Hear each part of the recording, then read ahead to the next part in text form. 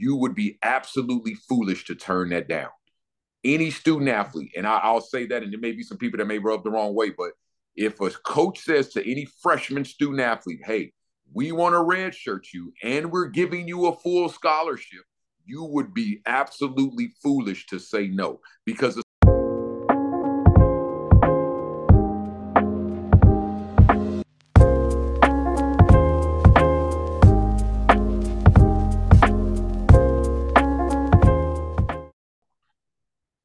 Hello, everyone, and welcome back to First and 15th. We are talking about college recruiting today. So, college sports, we know in the US is big time. People are actually getting paid to be recruited, and we know that because people have deals with NIL and sponsorships. So, today we're talking about some of the things that parents should be looking out for when it comes to recruiting. And so, I'm glad to have our guest. Todd Kelly, who is a former college basketball coach, and he is the owner now of Kelly College Consulting. So he is a national college recruiter for a few different sports. So Todd, give us some of your background and then we'll jump right in. okay, definitely. Thanks for having me on. Obviously, my name's Todd Kelly. I was born and raised in Chicago, and I've had I've been heavily involved in sports my entire life. In high school, college, I was a student athlete. I played both basketball and track, and then my entire adult life, I've been involved in athletics. I've coached at the high school level and I've coached at the college level. But I've also done a few other things at the college level, like I've worked in admissions, residence life, institutional advancement, student affairs. And so all of those experiences, along with my coaching experience, led me to start Kelly College Consulting, where we do presentations for parents, student athletes, and coaches about the college recruitment process. We try to educate people about the college recruitment process, and then we also do seminars and things like that in terms of speaking to administrators and coaches as well to kind of educate them about the importance of making sure that their parents, student athletes, and coaches are aware of the recruiting process. Yeah, that is such a big need now. I don't have any students who are playing a sport in college, but I do have nephews, and some of them are already in college, have been through NIL, and one of them, well, actually, two of them are in college now. Well, phrase that. One is starting in the fall, but already has this NIL thing. So I am on the outskirts in terms of just when it comes to recruiting because again, my kids are not playing college sports. Can you give us some of your background when it comes to coaching high school and college and how you got into becoming a college recruiter? Oh, okay. Well, yeah, definitely. Well, I started actually right after college. I started coaching out on the East Coast. Well, actually, I started coaching high school as a freshman volunteer freshman coach, and I kind of worked my way up the ladder. I was a volunteer freshman coach, and then I was actually a sophomore coach, and then I was actually a varsity assistant coach, and then I became a girls varsity coach actually at DuSable High School in Chicago. And then I got an opportunity to coach at the college level. I went out to Keystone College in Pennsylvania. That was a Division III. I coached there for 2 years. I was an assistant coach. And then I came back to Chicago and I was the head varsity boys basketball coach at Providence St. Mel, which is a school that has a lot of tradition in the Chicago area. It's a small private school, but which was really, really good at basketball. And then from there, I went on to North Central College in Naperville, Illinois, and we actually went to the Division III Final Four in 2013. And then from there, I went on to be the head coach at the Illinois Institute of Technology from 2014 to 2020, where we had a lot of success, won a USCAA championship. I was USCAA Coach of the Year in 2019. And so all of those experiences, kind of really led me to, and all of the kind of interaction that I had with a lot of student athletes, with a lot of parents, just kind of made me realize that so many people are not knowledgeable about the college recruitment process. And then there are a lot of organizations and things like that out here now that are trying to tell parents, hey, pay us and we'll help your kid get a scholarship, or pay us and we'll help your kid get recruited. And I try to educate parents about what organizations or what, people that they should trust, who they shouldn't trust, who they should invest in, who they shouldn't invest in terms of from a recruiting standpoint, because there's just a lot of people and organizations out here that are over promising and under delivering when it comes to recruitment. And so I just want to try to make sure that everyone's knowledgeable about the process, knowledgeable about the do's and don'ts, knowledgeable about things that can help get you recruited, but also things that can get you unrecruited. And so just a lot of parents are not knowledgeable. So I want to make sure that I can pass that knowledge along. Shoot, Todd, you have a wealth of knowledge. Now, and I will say that with my nephews, I did do my homework. It's asking my brother, what are some of the things he would have wished he would have known prior to his son being recruited. So I got information that that me as someone who's not a parent of a sports athlete, I would not have known these things by just being on the outskirts. So I'm like, okay, this is good information. Okay, so cover your background in college. Now, you do recruit in different areas. So you recruit in basketball, football, and what else? Well, actually, the presentations and the things that I do cover all sports. Now, I have obviously a little bit more knowledge when it comes to basketball, when it comes to football, because I obviously play basketball, coach football a little bit as well. So I have a lot more knowledge and a lot more connections in those particular areas. But when I come to speak to, for example, schools, I work with over 50 schools throughout the country. When I go in and I do presentations and workshops, they're for all sports. And so, basketball, football, track, tennis, golf, swimming, everyone. Because one of the things people need to know is that the college recruitment process is probably about 90% similar for all sports. Now, each sport has their little nuances and has, kind of different timelines, different things that may make them stand apart. But about 90% of the recruitment process is the same for all sports. But it's just, like I said, a couple other sports have little nuances and things that are different. I did not know that. So I am learning a whole lot already about, okay, so I had imagined that like if a student is playing basketball or football, because those are such really, really big sports in high school and college, based on where you live, I had wrongly assumed that there was some like mega different process for getting those students into a college opposed to someone who say plays tennis or soccer or golf. So okay, I'm learning that. All right. It's just those sports are the sports everybody sees. So those are the sports that, like, basketball and football, are the sports that make the most money. So they actually have they have, the most notoriety and whatnot. But yeah, the process is pretty similar. Like, just for example, the academic requirements are the same for any sport. The financial aid process is the same for any sport. How you should set up your social media account, very similar for each sport. The way campus visits are conducted, pretty much the same for each sport. If you're going to email a coach, the format for the email is pretty much the same for all sports. And so there are a lot of things that are very similar. What the parents' role in the process is very similar for all sports. The role that travel club AAU sports play. Now it's a little bit different, varying in sports, but a lot of it that is the same as well. So those are a lot of the things that are very similar. The biggest difference among sports really is just like the timelines. When are live periods, when are dead periods, and some of the scholarship amounts. Okay. Okay. So my audience, some people have kids who are in sports, some of them don't. So let's just give us like a baseline of what some of these terms mean. So you mentioned a dead period and a live period. So I Okay. know what they mean from me having nephews and me asking my brother, say, Everett, what do these things mean? I have a guess. Please help me out. What's the baseline of some of the key terms that a parent on the lookout for when they are having a student who was in the recruiting process? Okay, yeah, I'll give you a few terms. We'll start off with the dead period and live period. Those are somewhat self-explanatory, but basically a live Right. period is a time where coaches can come out and see you play, where they can come out, where they can reach out to you on the phone, that type of thing. Dead periods are periods where coaches can't come out and see you play. And so each sport has their different live and dead periods for when coaches can come out, when coaches can't come out. And like I said, it varies. So I encourage people, whatever sport it is you play, you need to go find when the live periods are, when the dead periods are, so you're aware of that. So that's one term. I think another term that's really important is the term walk on.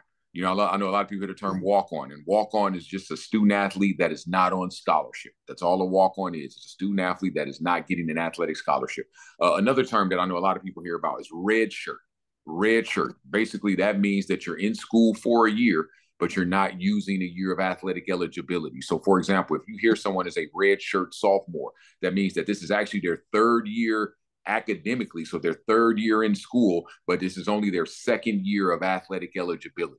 So that's what that means. A red shirt is a year you're in school where you're not using eligibility. Another term I think a lot of people hear is NIL. I know you mentioned that NIL, and everyone's interested in NIL. NIL is name, image, and likeness, and essentially what that is that's the way that, to kind of make it as simple as possible. That's the way that college athletes can get paid now. And so there are a lot of ways where NIL deals can be structured, a lot of different ways student athletes can get paid. But the one thing that I always tell people is if you're going to get an NIL deal or you're in position to get one, please make sure you have a lawyer look at the form and look at the contract, because there have been so many student athletes that may have not gotten the amount of money they thought they were going to get, or didn't get the money when they thought they were going to get it, or didn't know what they had to do to get the money.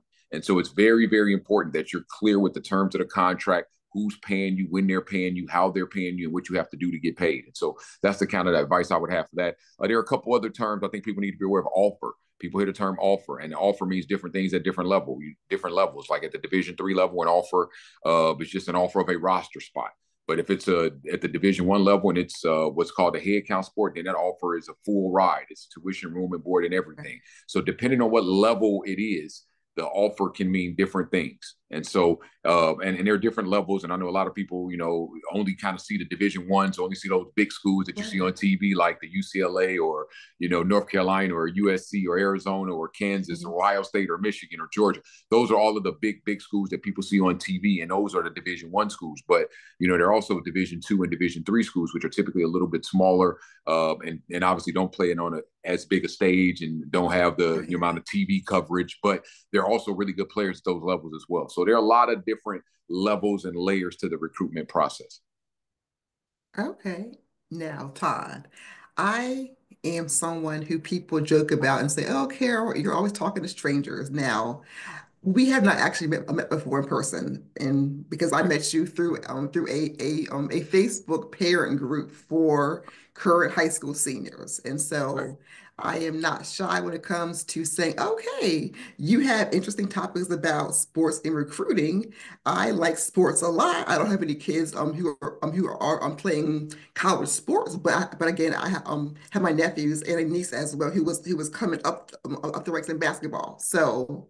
When it comes to some of the basic kinds of misconceptions, I'll say that parents have, what are some of the things that parents wrongly think is going to happen to their kid when it comes time to recruiting? And here's an example, Okay. because I did not know until probably the last couple of months that for sports at least. I did not know that there could be a partial sports scholarship. I had wrongly assumed that all sports scholarships are going to be a full ride. So whether it's a D2, D1, I just didn't know because I'm not in the recruiting kind of sports world. So help educate people like me because Okay. And I'll touch on that, just kind of what you just said, as far as that is one big misconception that all scholarships are full scholarships, and that for example, in sports, there's the NCAA, there's the Division I level, the Division II level, and the Division III level. There's also a misconception that maybe everyone that's playing at the Division I level is getting a full scholarship, and everyone playing at the Division I level does not get a full scholarship.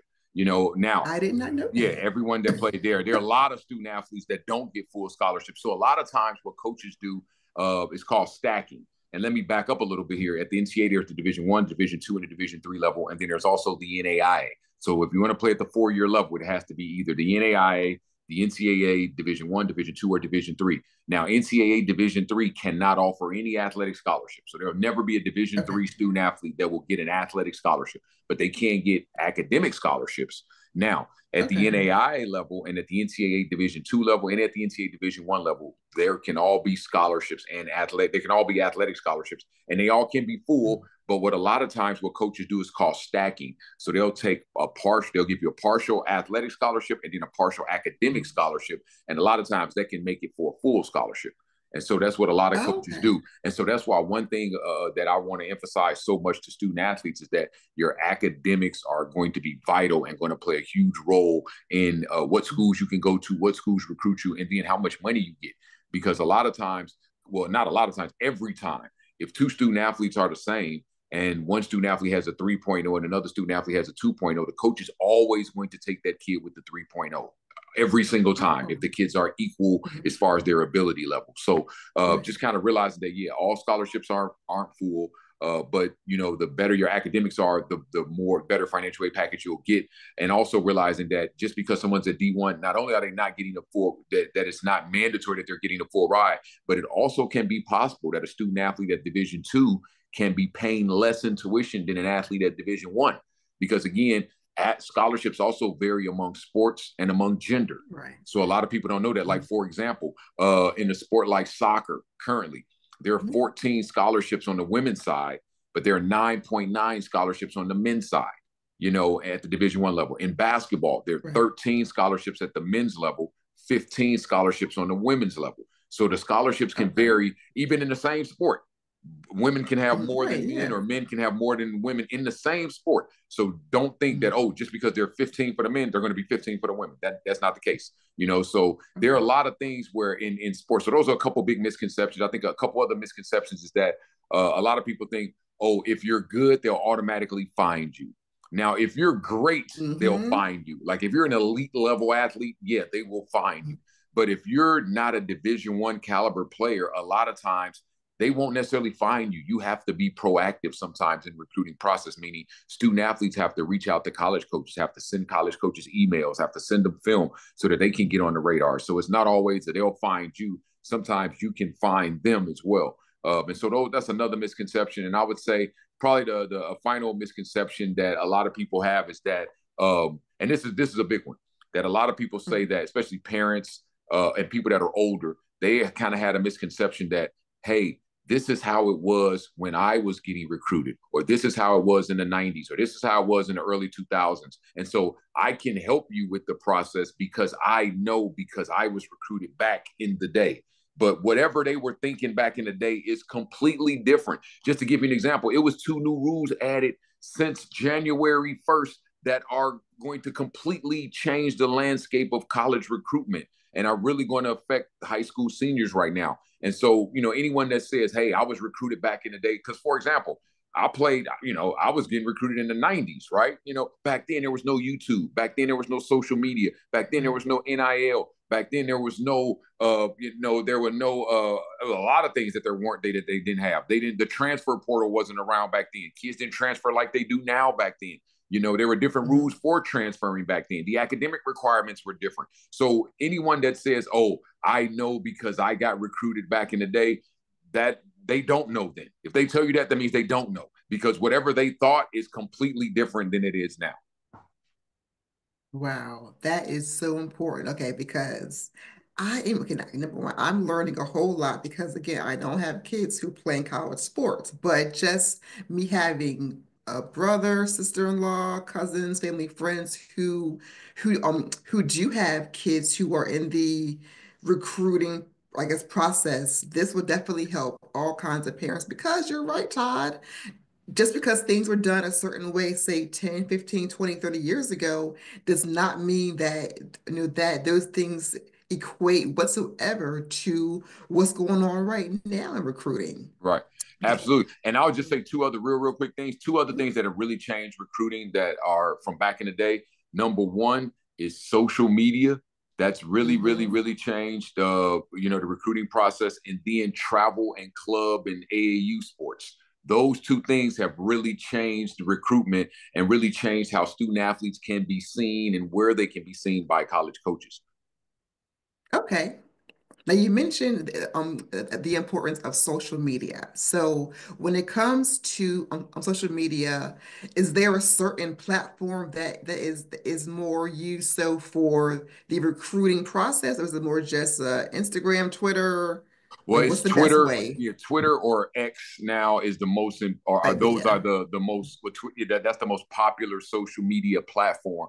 Instagram is used as well, but the one thing student athletes have to be aware of is that coaches that are recruiting you, they will look at all of your social media platforms. They will, even if your Twitter is kind of dedicated to your sports and whatnot, they'll look at that. Mhm. But when they're researching you, they will look at your Instagram, they will look at your TikTok, they will look at your other social media because they want to do their research to make sure that you're the type of student athlete that they want to have on their campus. So they'll do all the research to make sure that you're not posting things that they may deem as, inappropriate, or that they may Right. deem as something that could be embarrassing to the university. And so I would encourage student athletes that even if you may have your Twitter as your preferred social media platform, which it should be, you still have to be aware and cognizant of what you're putting on your other social media platforms and make sure that that material is still clean and professional and becoming of a college student athlete. Because even though your Twitter may be clean, if your Instagram is not, you may get unrecruited. And so it's very important to make sure that all of your social media platforms are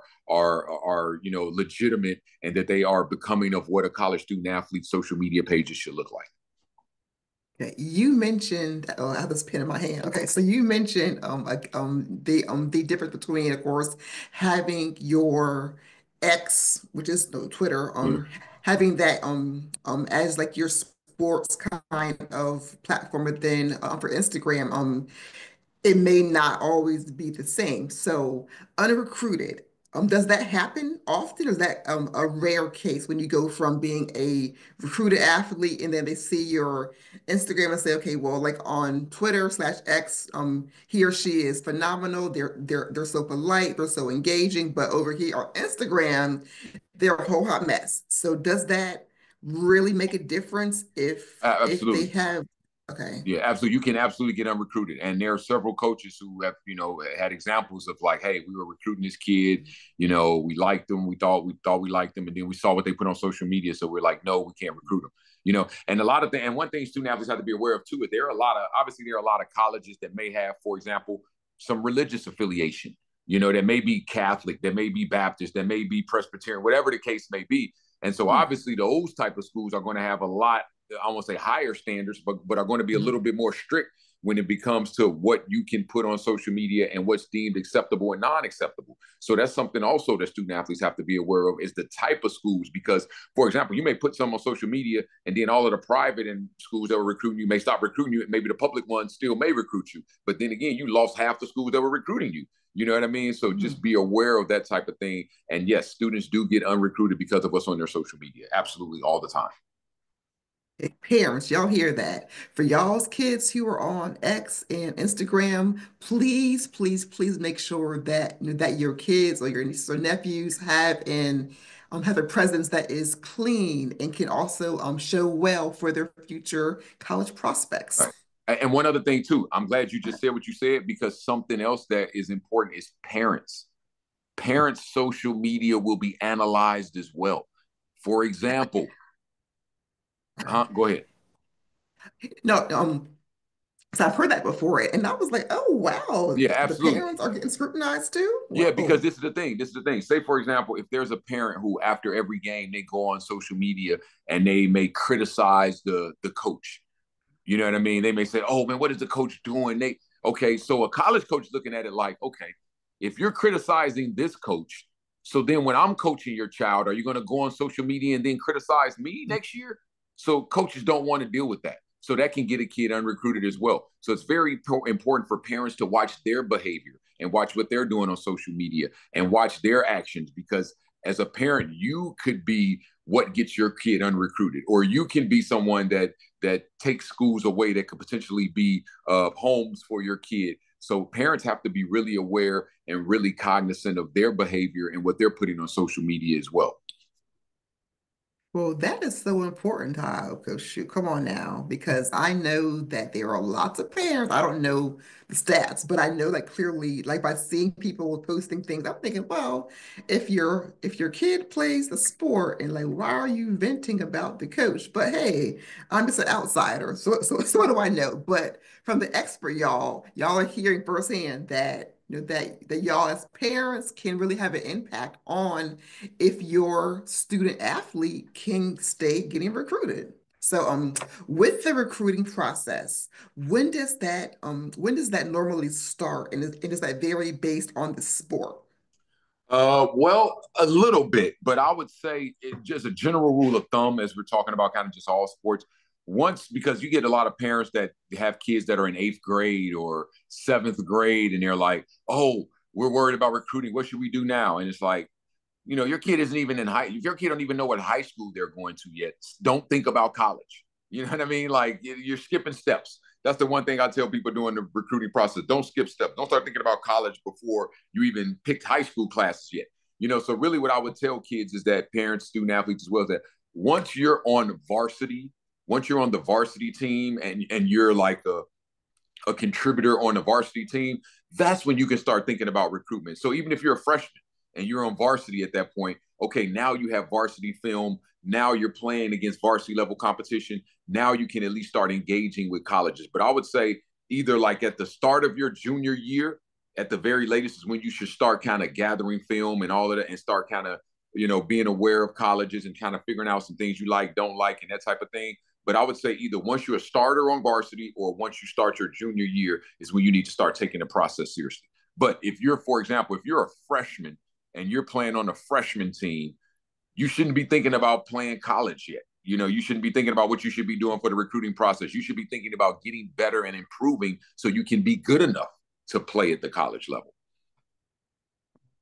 Like that.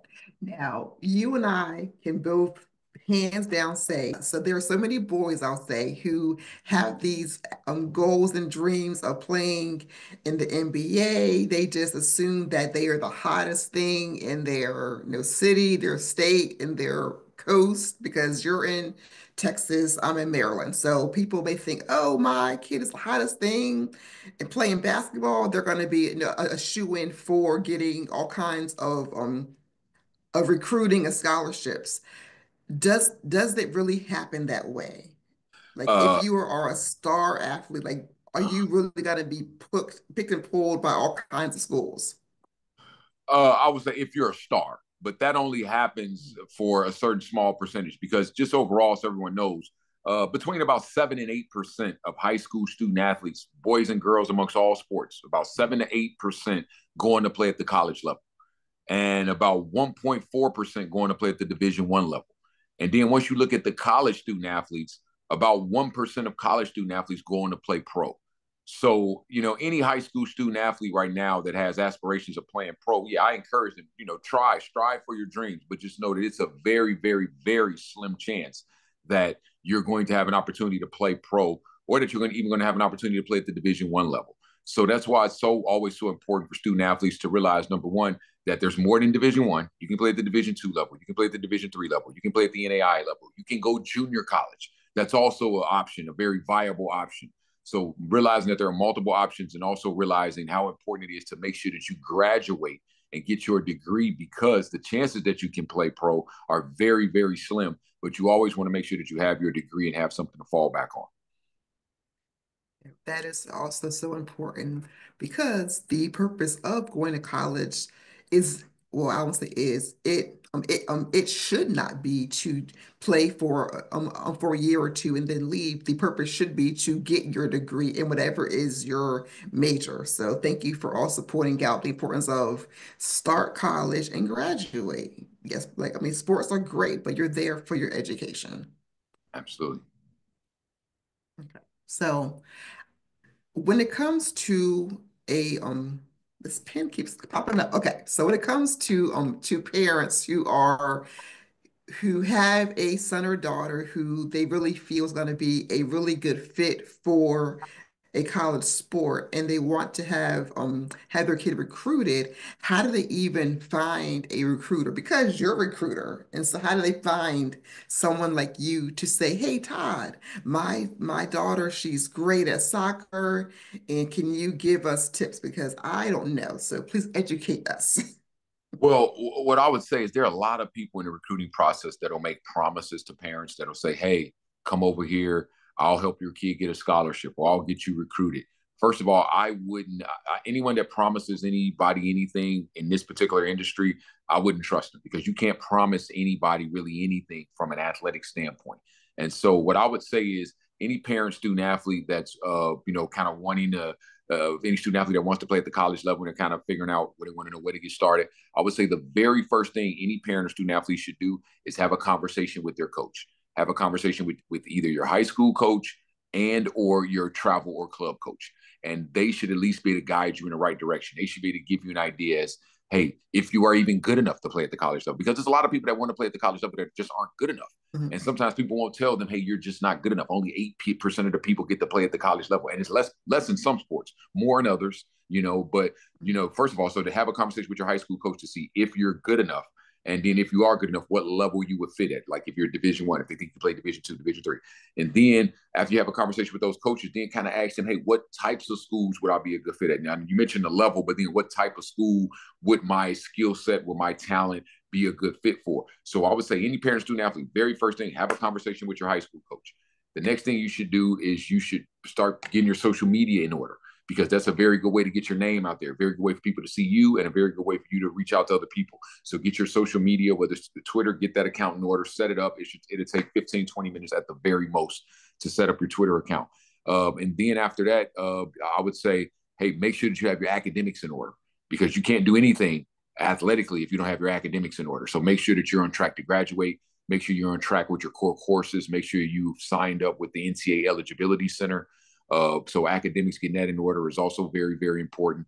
And then as a parent, what the parents should do is the parents need to be realistic, because I think all parents come into the recruiting situation uh, slightly delusional, thinking that their kid's going to get a full ride, and every kid is not going to get a full ride. It's just not going to happen. So parents need to know, hey, what is the realistic budget for college? How much can I realistically afford to pay each year for my kid's education? So that the parent knows, and then so the kid knows, okay, this school is affordable, this school is not affordable. And it's up to the parents to have that conversation with their student and their student athletes, so that kids know what are realistic options and what are not realistic options, whether an athlete or not. Like parents who have kids that don't play sports should be doing this. And the ones that do play Right. sports absolutely should be doing it as well. All parents should be having that conversation with their student athletes about what's a realistic budget for college, which schools can you go to, which schools can't we afford to go to, which schools your academics will allow you to get into, and which schools your academics won't allow you to get into, what schools your athletic ability will allow you to play it, what schools your athletic ability won't allow you to play it. So throughout this whole process, it's very, very important for parents and students to be very realistic. Okay.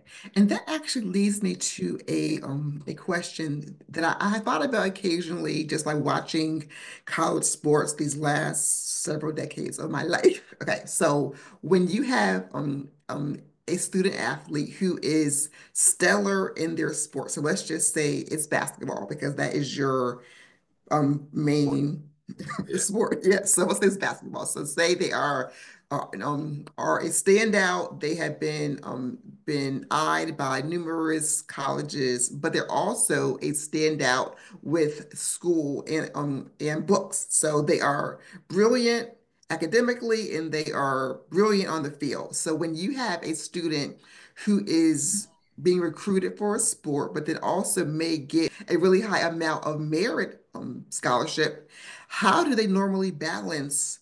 Do I pick my passion of sports, or do I go with academic and merit because they are doing well at both? So what do you recommend when that Uh, happens?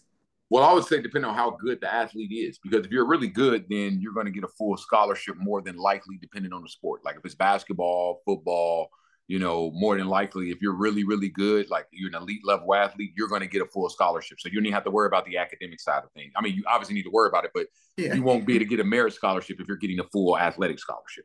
Now I would say I if did you're, not know that. yeah, so yes, just so you know, so parents need to know that if you're getting a full athletic scholarship, say for example, you get admitted to the school and they give you a $20,000 academic merit based scholarship. But Mhm. then say you end up getting recruited by their school and they have and say it's say this is basketball or football. So at basketball or football, those are what's called head count sports. So at the Division 1 level, if you're offered a scholarship, it has to be a full scholarship in basketball and football. Those it's 6 sports where if you get offered a scholarship, it has to be a full scholarship. So basketball, Oh, football, one of them. okay. For the men's side, and on the women's side is basketball, volleyball, tennis, gymnastics. Yeah, basketball, volleyball, tennis, and gymnastics are the 4 sports on the women's side. So if you're offered a full Mhm. scholarship at the Division 1, if you're offered a scholarship at the Division 1 level in those sports, it has to be a full ride. So back to the example I was giving, you maybe get a $20,000 merit scholarship, but then if you're offered a full scholarship in basketball, then the merit scholarship goes away. You can't get like more scholarship and put money in your pocket. Now you can't do Got that. it. Now what you can do though is if you get a full athletic scholarship and then you get like a Pell Grant, for example, and the Pell Grant is the largest federal grant. It could be worth up to $7,400 this year. Now, if you get a Pell Grant, then you can get that Pell Grant money and keep if you're getting a full athletic scholarship. But what a lot of times schools do, if it's not the Division I level, like say if it's Division II level, what coaches will do is they'll say, hey, if tuition is 20,000, then so coaches don't have to give you a full. They'll say we'll give you $13,000 in athletic scholarship, and you use that Pell Grant money you got to make it full for you. You know what I mean? So that way the coach can take 7 extra thousand and spend it on another kid. You see, so that's kind of how that works as well. Hmm. You're just talking about how the coaches can then have partial. So whether it's merit and not whether, but it's either going to be merit and sports. So do do most colleges at the D1 level have a maximum um pool of money, or does it go based on the sport of how much they can offer in scholarships each Well, school it's year? based on the sport. So, for example, at the Division I level, like I said, on the men's side, if at the Division I level on the boys side, in football or Mhm. basketball, if you're offered a scholarship, it has to be full, right? Now, if you're for girls for basketball, gymnastics, tennis, and volleyball, if you're offered a scholarship, it has to be full. But say, for example, at the Division I level and it's baseball, and you're offered a scholarship, it's completely up to the coach's discretion how much money they want to give you. So they can give somebody a full, or they could give somebody $1,000. So typically what happens is what coaches will do is they'll know kind of what your academics are, because they'll know, okay, this person may get a $10,000 academic scholarship based on their grades. So they'll get a $15,000 academic scholarship based on their grades. So they'll kind of know what your academics are. They'll usually have some type of idea of if you're going to get Pell Grant or not. So if you're going to get any federal aid, and then they'll base the athletic scholarship offer on how much academic money you're getting and how much federal money you're getting. Because again, no coach wants to give you too much money. So if tuition's 20,000, for example, and say the coach knows, okay, this person has a 3.0, so they're going to get, say this is baseball, right? So they know, okay, the kid's going to get $10,000 in academic scholarship. And I know the kid's going to get $5,000 in Pell. So now I know I only have to give the kid $5,000 to make them have a full ride. So coaches, it's kind of like a big equation, you know what I mean? A big puzzle that coaches kind of work with when they play around with how much money they're going to offer. But every sport has different amounts of scholarships. So just say on the Division I level, basketball has 13 full scholarships for boys. Football has 85 full scholarships for boys. Soccer has only now, but keep in mind though, 13 is the amount of kids that's on the roster. So you basically give every kid a full scholarship. Football, you got 85 full scholarships. So, everyone that's a significant player on the team is going to get a full scholarship. Now, obviously, you'll have a few walk-ons as well. But then in a sport like soccer, a soccer roster is usually 30 kids. They only got 9.9 scholarships at Division I. A baseball roster is usually 34, 35 kids. They only have 11.7 scholarships at Division I. A sport like track, they have I think 11 scholarships or something like that. It could be 45 kids on the roster. So a lot of sports, they don't have enough scholarships for full scholarships for everybody. So what coaches do is that's when coaches have to be creative, where they have to figure out, okay, you're going to get this much academic scholarship. You're going to get this much Pell Grant. Okay, I'll give you this much. You know what I mean? Or, they may say, hey, if a kid is not a big time recruit and they're just more of a minor recruit, they may say, okay, tuition is 20,000. We know you're getting a $10,000 academic. Hey, I'll give you 2,000 athletic. You still got to come up with 8,000 to fund your tuition. So it's completely up to the coach's discretion in some of those sports. And the coaches have an equation and kind of how they figure out how much money you're going to get. And obviously, the better player you are and the better your grades are, the less money you'll probably pay for college. That is very informative because I just wrongly assumed number one that all of these athletes are getting a full scholarship regardless of the sport. And so now I am learning that it's not every single sport. And then also there is a way to then mix and match your different funds to just get you a larger amount based on that student's on performance and grades too. So now I want to just get a little bit of clarity on the red shirt process. Okay. Okay, so I know like with football, for example. So basketball, I'm not really sure, but in football at least, there are students who choose to maybe stay and play an extra year. So then can you just give us some more background on being a redshirt athlete and the benefits of that? And I have a question to ask you after that too. Okay. Well, there's two types of red shirts. All right. First of all, there's a medical red shirt. And the medical red shirt is if you start playing the season and you play in less than 30% of the games and you get hurt where you can't play anymore the rest of the season, then you get a medical red shirt, meaning that year does not count against your eligibility. So basically, it's like that year didn't count. You can come back and redo that year again. That's called a medical red shirt. And then they have a regular, just red shirt, more the traditional red shirt. And this type of red shirt happens when, say, a coach recruits a kid and say the kid's a freshman and say they may not be very good yet. Say they need to get bigger and stronger. The coach will say, hey, look, we're going to redshirt you this year, but you still can practice with the team. You still can do everything with the team, eat meals with the team, do study hall with the team, do lifting weights, all that with the team. You just won't play in games. And so then you'll come back. You'll just kind of get a chance to develop. And then your sophomore year, you'll actually be a freshman. So you'll be a red shirt freshman, meaning this is your second year in school, but only your first year of eligibility now. And so that's what red shirting is. And so my advice to any student athlete is if any coach says to you, hey, we want to red shirt you and we're giving you a full scholarship, you would be absolutely foolish to turn that down.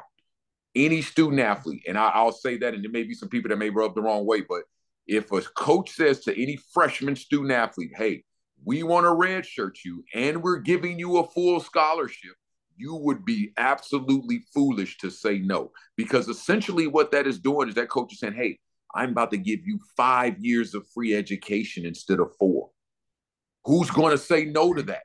Because when you're You're right about that. redshirting, yeah, because when you're redshirting, you're not playing that first year. You're not playing. So that doesn't count against your eligibility. So that means you're going to get, so then after that, you're still going to get 4 more years to play. So you're getting 5 years of free education and 4 summers of free education. That's what a lot of people don't understand too. When you get that scholarship covers your summer as well. So you can take 9 to 12 credits in the summer and they make you be there during the summer in basketball and football for sure. So it's like, if a coach says we want to redshirt you, you literally can leave out in 5 years with a free master's degree. You almost can get a PhD if you do it right because you're getting 5 years and 4 summers. You know what I mean? So you probably could get a bachelor's and 2 masters, if you know what you're doing. And so redshirting, a lot of people look at it negatively, but in today's climate, redshirting is something that is a huge advantage that student athletes should really want to do because now the average age of student athletes is much older than it was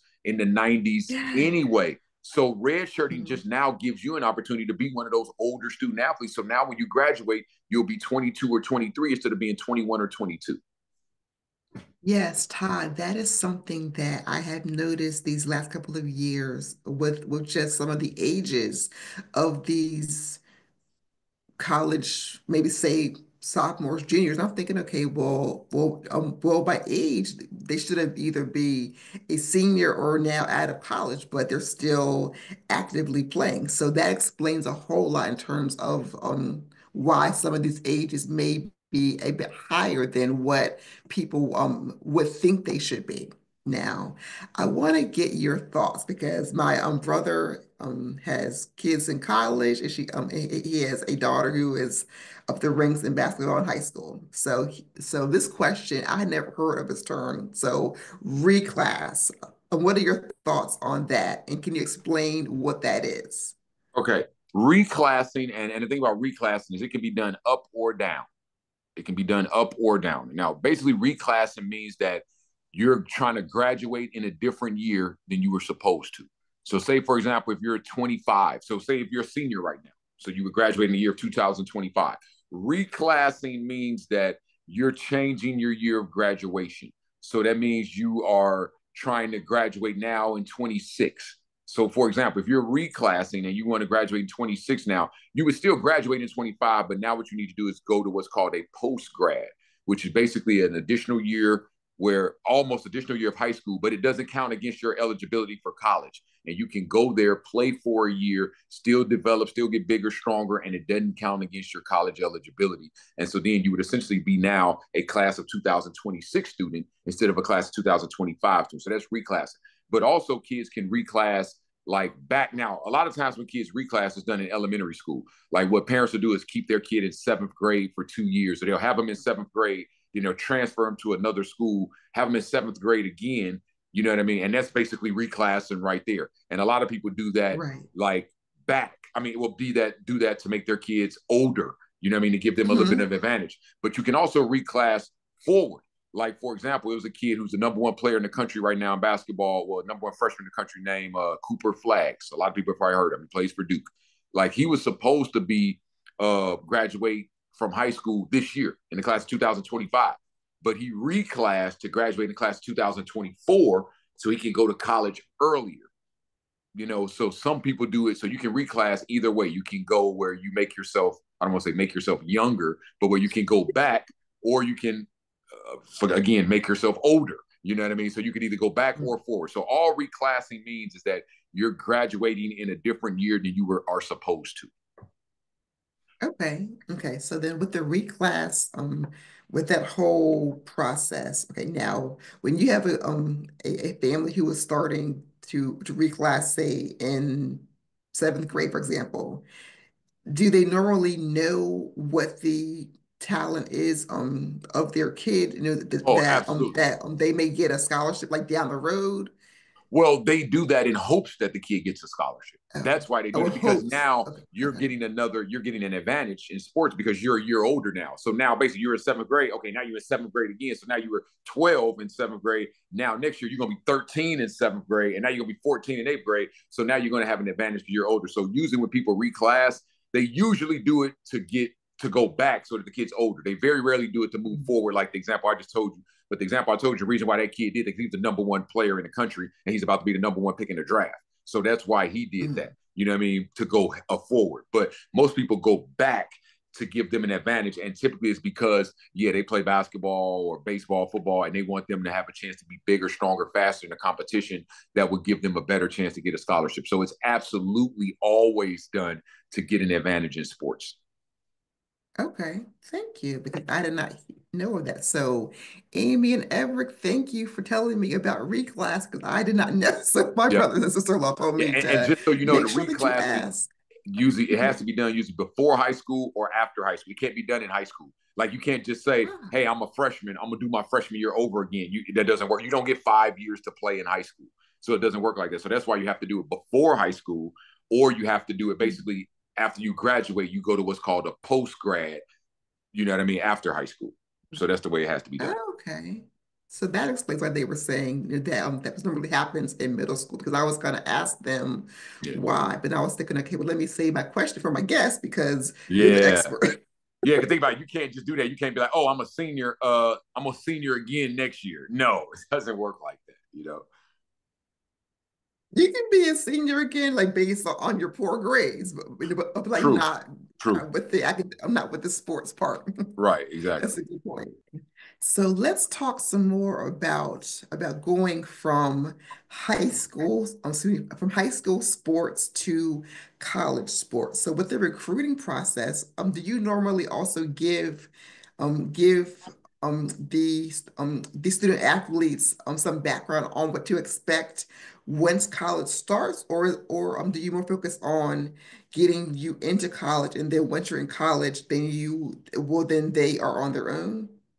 Well, I do a little bit with just kind of telling them what to expect, but most of what I do is telling them how to get to college. And kind of once they get there, they're almost a little bit on their own. They got to figure it out. But I do give a little bit of information, but most of it is just how to get to college. But the stuff I talk about as far as when you get to college is just things that a lot of student athletes should know, just like just starting to make sure that you start getting enough rest every night. Start making sure that you're eating a proper diet. Make sure that you have some type of consistent workout plan or exercise plan that you do.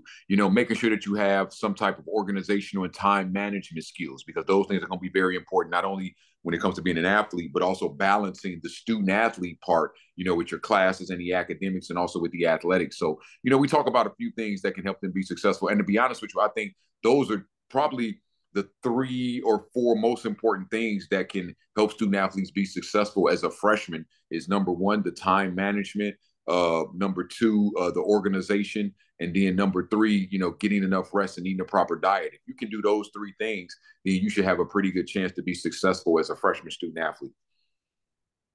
Okay, yeah. And that can apply to any freshman, whether you're an athlete, whether you're not. So yes, so those are good tips, even for grown-ups to follow. Yeah, so we have focused a lot on the recruiting part when it comes to students and their parents. But let's talk about how it has an impact on the actual high school. So I know that you do work with various schools in the country just to give them background on what student athletes should be looking out for. But um, how do you inform schools more of some of maybe the pitfalls of being recruited and some of the things that sorry, and some of the things that the actual high school should have in mind for their students? Well, that's one of the big things that I do is when I talk to when I talk to like athletic directors and principals, I try to make sure that they understand the importance of educating their parents and student athletes about this because there's just not a lot of good resources for to help learn about the college recruitment process. I mean, if someone knows a college coach, yeah, they're going to know about it.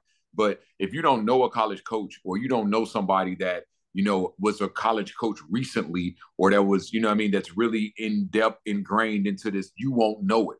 And so I think it's very important for principals and athletic directors to just know that, hey, we need to bring somebody in that understands the recruitment process, that can educate our parents, student athletes, and coaches. And one of the other things I've started to do too is that I've started to hold coaches seminars where districts will bring in all of their coaches and we'll do a presentation for the coaches about college recruitment because that's the number one, those are the number one people that need to know. Well, they're not, I mean, the parents, student athletes need to know, but the parents need, but the coaches need to know so that they can educate the parents and student athletes because that's one of the big problems with the recruitment process is that everyone that's a student athlete has someone in their life that thinks they know the process, whether it's an older brother, whether it's an uncle, whether it's a mom or dad, whether it's somebody in their life thinks they know the process, right? And usually 75% of the time, that person that thinks they know the process don't know it at all. So that's why it's really important that the coaches are educated about the process because then they can educate the parents and student athletes. So that's one of the things I try to convey to the athletic directors and the principals and the superintendents is that it's very important that your coaches are educated about this because then they can pass the education along to the parents and student athletes.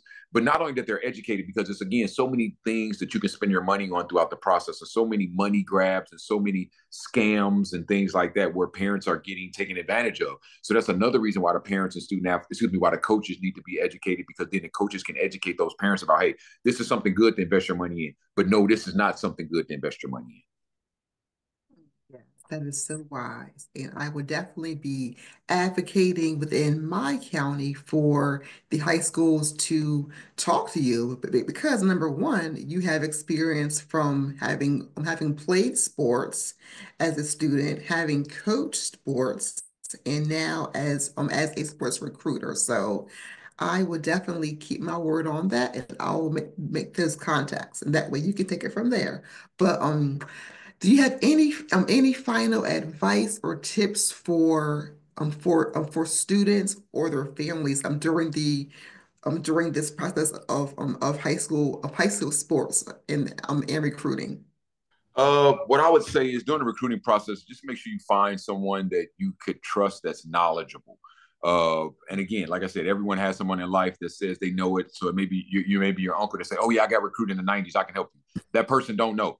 Make sure that you Nope, find someone in nope, your life, nope. whether it's your coach, your high school coach, your AAU coach, or someone that's very knowledgeable that you can lean on and that you can trust, that you can ask questions, because there's going to be a lot of things that happen throughout the recruitment process that you're not going to know about, that you're going to have questions on. Like, for example, you may go on a campus visit, things may happen on campus visit. You may need somebody to ask, like, hey, so what happened when the coach said this? What does the coach mean when he said this? Or what question should I ask when I go on this campus visit? Or, all those type of things. So just make sure you try to find someone in your life, whether it's one of your coaches or whatever the case is, that's knowledgeable about the process, that you can trust, that can guide you in the right direction. And also, the final piece of advice I would say is parents, be very, very careful about things you spend your money on throughout this process, because there are a lot of people that will make promises that will tell you they can do this for you and this for you, and they will overpromise and underdeliver. And then there are a lot of scams, there are a lot of con artists, there are a lot of organizations, and there are a lot of people that may make guarantees and promises. So again, just be very, very careful about what you spend your money on.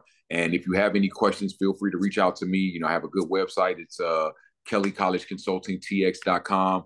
And then, like I said, any parent, student athlete, or coach, administrator that has questions about the process, feel free to reach out to me as well. Because again, I work with a lot of school districts, work with a lot of AAU programs and not-for-profit organizations as well, just kind of educating the parents and student athletes about this process. We have covered a whole lot on college and sports recruiting, and I am so happy that you joined us to give us this information. Y'all know how to reach Todd, but just say it one more time, and and I also put it right here, maybe right Yeah, there. absolutely. My website is www.kellycollegeconsultingtx.com. It's kellycollegeconsultingtx.com. And also you can reach me out on Instagram or Twitter. My Twitter's Kelly College Code 1. And then you can also email me if you want to. All that information is on my website. Okay, awesome.